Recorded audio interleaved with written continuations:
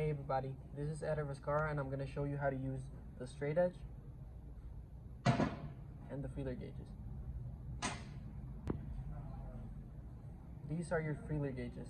They're thin blades calibrated to a certain thickness used to measure the clearance or gap of whatever component you're measuring. There are measurements of about 6 thousandths of an inch to about 35 thousandths of an inch.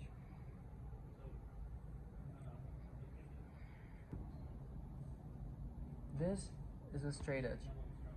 It's a perfectly straight cut piece of metal that is used to guide you to measure any warped components, just to compare itself to any surface that should remain straight and you don't want the surface to not be straight. It's basically what the name tells you it is, a straight edge.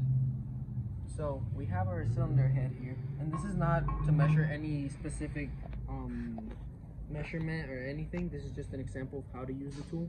You're gonna line up your straight edge with the surface you're trying to measure. Here I'm gonna measure the gap that would be between the valve and the bottom line of the cylinder head. So we would go insert the feeler gauge in the middle, in between the straight edge and the valve. That would give us that the measurement is about 15 thousandths of an inch.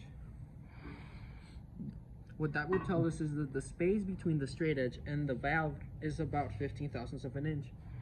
It's just measuring like that, and you would need to make sure that the feeler gauge fits snug up in there, that it's not so easy to get it in there, because if I go down to any other feeler gauge, that's gonna be like around 6 thousandths of an inch.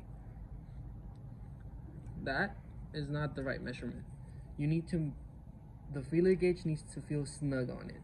Okay, that's it guys.